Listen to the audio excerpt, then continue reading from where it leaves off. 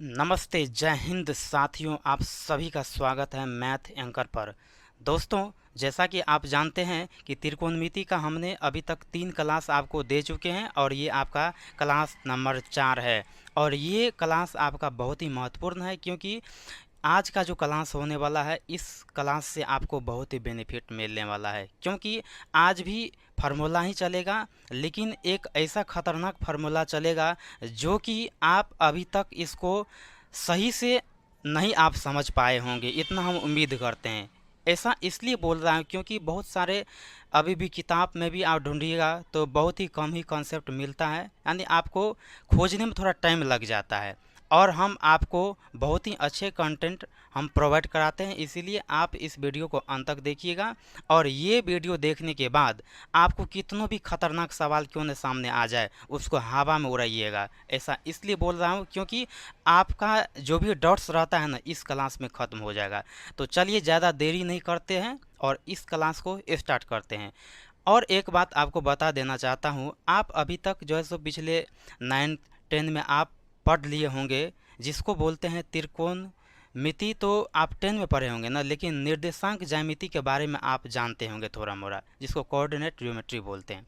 तो निर्देशांक ज्यामिति में आपने क्या क्या सब देखे हैं, थोड़ा उस पर चर्चा कर लेते हैं। क्योंकि आज का ये त्रिकोणमिति का सवाल आपको प्रूफ करके दिखाएंगे, फार्मूले को प्रूफ करके आपको दिखाएंगे, तो निर्देशांक ज्यामिति का इसमें थोड़ा यूज हो जाता है। यानी आप बिना निर्देशांक ज्यामिति का ये क्लास संभव नहीं है, इसलिए थोड़ा निर्देशांक ज्यामिति यानी कोऑर्डिनेट ज्योमेट्री को चर्चा करते हैं, उसके बाद अपने पॉइंट पर आ जाएंगे। तो जैसा कि आप जानते हैं निर्देशांक ज्यामिति में कि सबसे पहले इसमें दो एक्सिस होते हैं, एक एक्स एक्सिस होते हैं और एक वाई एक्सिस होते हैं, जिसको एक्स अक्ष और वाई अक्ष के नाम से आप जानते हैं।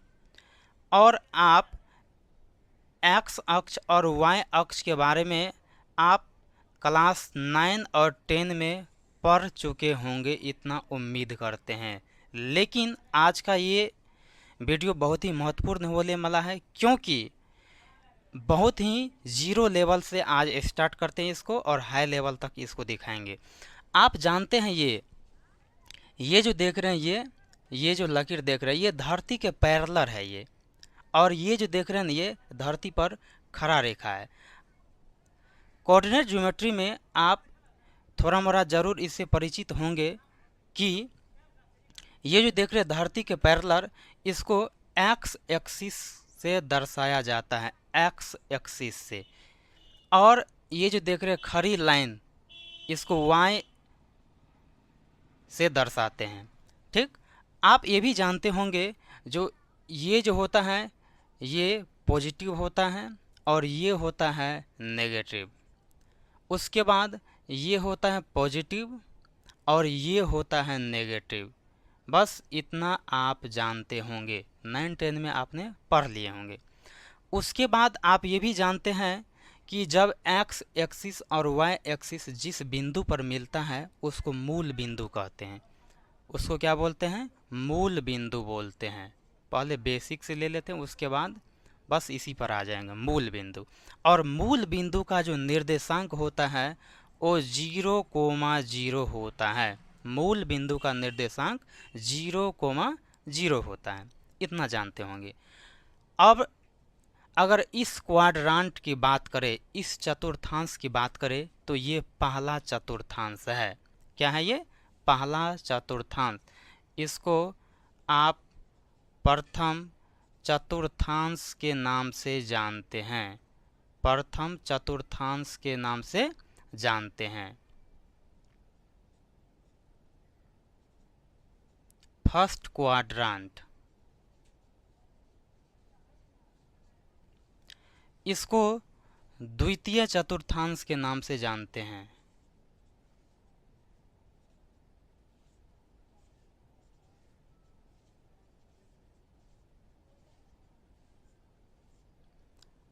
यानी सेकेंड क्वाड्रांट। ठीक, इसको तृतीय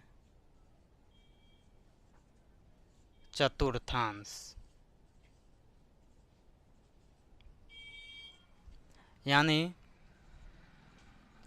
थर्ड क्वाड्रेंट,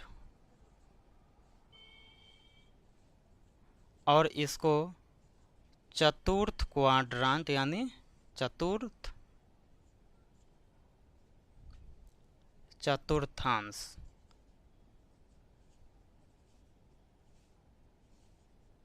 ठीक, जिसको फोर्थ क्वाड्रेंट के नाम से जानते हैं। ठीक, इतना तो आप जानते होंगे। इसको प्रथम पाद के नाम से भी जानते हैं, द्वितीय पाद, तृतीय पाद और चतुर्थ पाद, इतना जानते होंगे आप। इसमें एक बात आप देख सकते हैं। क्या इसमें देख सकते हैं? इसमें आप थोड़ा गौर से देखिए।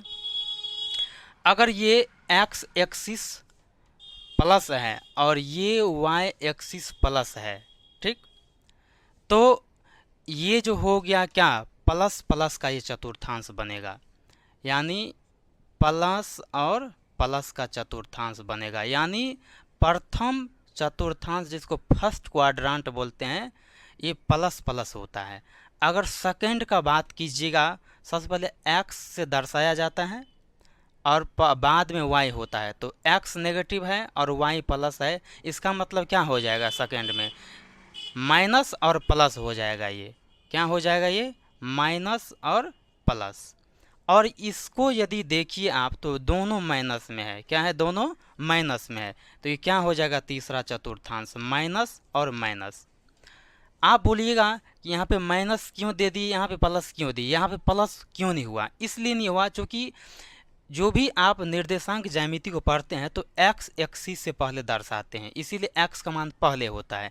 इसी तरह से इसमें यदि चलेंगे तो एक्स का मान प्लस में है तो पहले प्लस लेंगे, उसके बाद माइनस लेंगे। बस इतना बात आप जान चुके हैं। ठीक, इतना बात आप जान चुके हैं। ये तो छोटी मोटी बात है। अब इन्हीं फिगर पे आज आपका क्लास होने वाला है, इन्हीं फिगर पे। अब गौर से आप देखिए, यदि आप थोड़ा पाइथागोरस प्रमेय को आप पढ़े होंगे, हमने बताए हैं थोड़ा मोड़ा। जो पाइथागोरस प्रमेय में क्या सब होता है, एक लंब होता है, कर्ण होता है और आधार होता है। ठीक, तो लंब होता है, कर्ण होता है और आधार होता है। तो क्या सब इसमें होता है वो रिजल्ट आपको फिर से दिखाते हैं। मान लीजिए ये कर्ण हो गया, ये आपका आधार हो गया और ये आपका लंब हो गया। तो आप यहाँ पे गौर से देखिए, अगर हम इसको आधार मान ले, अगर इसको आधार मान ले और इसको हमने लंब मान ले, तो क्या ये कर्ण नहीं हो जाएगा? थोड़ा गौर से देखिए आप, क्या ये कर्ण नहीं हो जाएगा? होगा कि नहीं होगा, सो देख लीजिए। अगर इसको आधार मान ले, इसको लंब मान ले, तो ये कर्ण नहीं हो जाएगा? जरूर होगा।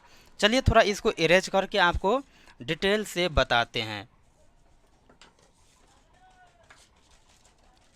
इसको डिटेल से बताते हैं। ठीक, इतना तो आप जान गए ना, इसको नोट कर लीजिएगा। अगर इसमें आप गौर से देखिए तो क्या आपको नज़र आता है, बस इतना आप जानते होंगे, आप लिख भी लिए होंगे। ठीक, इसको एरेज कर लेते हैं।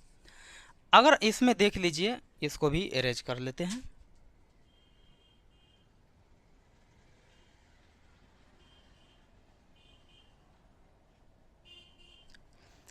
गौर से देखिए, अगर इसको हमने बेस मान ले, बेस जिसको आधार बोलते बी, और इसको अगर हम लंब यानी पी मान ले, तो क्या ये एच नहीं हो जाएगा? जरूर होगा।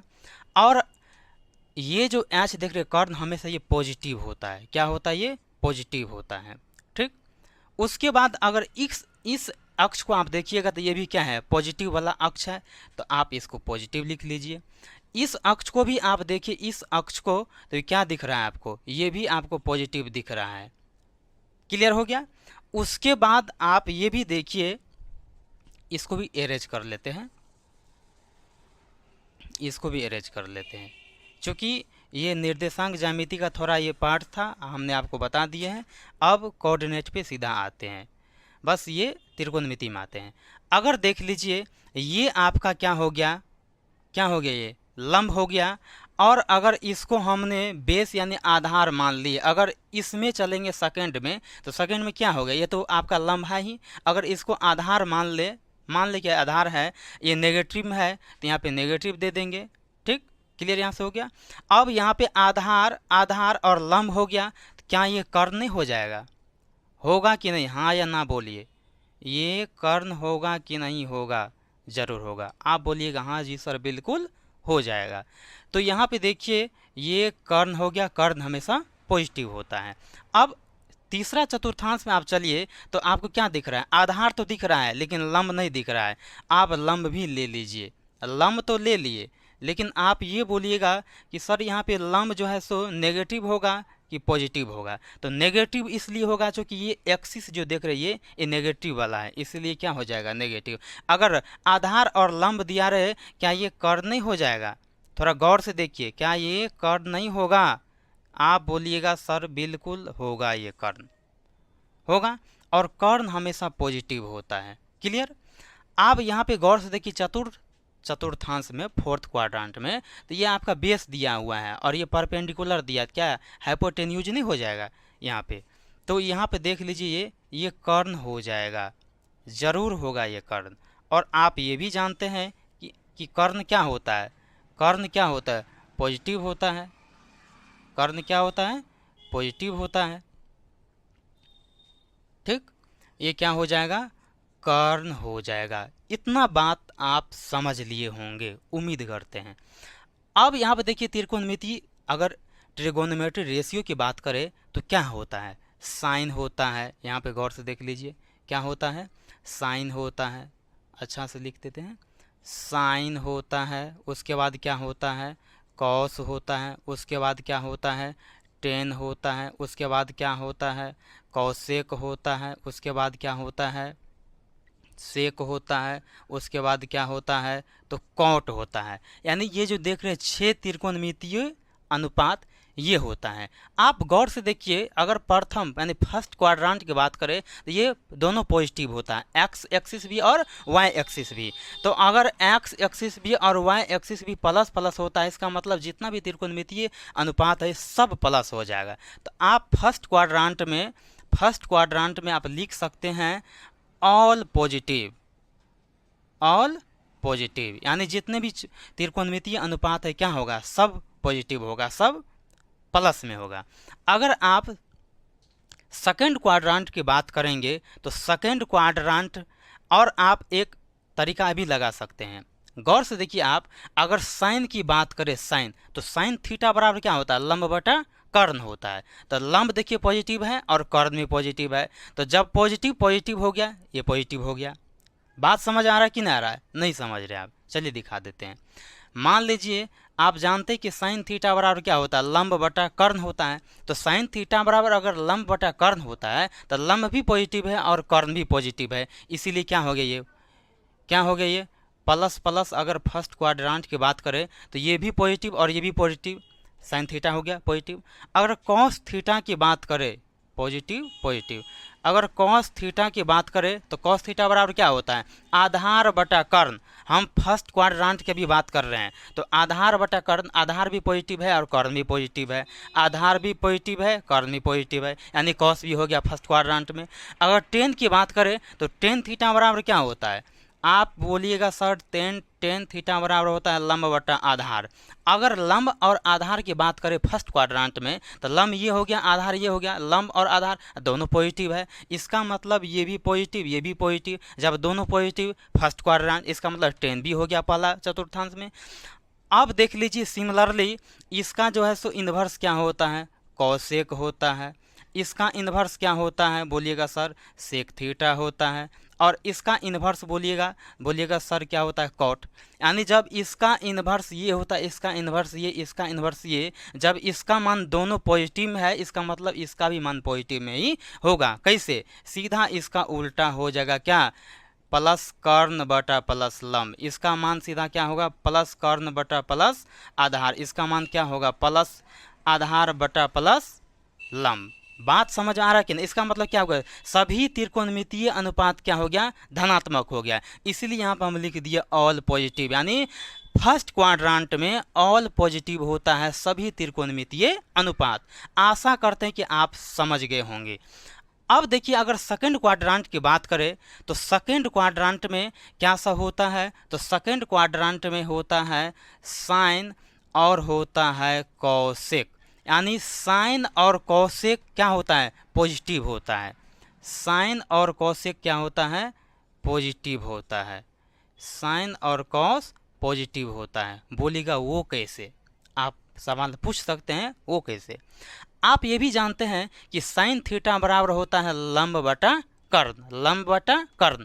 अगर सेकंड क्वाड्रेंट की आप बात कीजिए तो लंब और कर्ण, यानी लंब भी है पॉजिटिव और कर्ण भी पॉजिटिव, लंब भी पॉजिटिव और कर्ण भी पॉजिटिव, इसीलिए ये क्या हो गया, साइन पॉजिटिव हो गया। अगर कॉसेक की बात करें तो कॉसेक बराबर क्या होता है, कर्ण बटा लंब, और देखिए कर्ण बटा लंब क्या हो गया, पॉजिटिव दोनों है ना, इसीलिए ये दोनों क्या हो गया, पॉजिटिव हो गया। अब आप ये भी जानते हैं अगर ये दोनों पॉजिटिव हो गया तो जितने भी बच गया है त्रिकोणमितीय अनुपात वो क्या होगा, सारा का सारा नेगेटिव होगा। तो बच कौन कौन सा गया है, आप बोलिएगा कि सर यहाँ पे कॉस बच गया है, उसके बाद यहाँ पे बोलिएगा टेन बच गया है, उसके बाद बोलिएगा सर सेक बच गया है, उसके बाद बोलिएगा सर कॉट बच गया है। इतना ही बचा है ना, ये सारा का सारा क्या हो जाएगा, नेगेटिव होगा। क्या होगा, नेगेटिव होगा।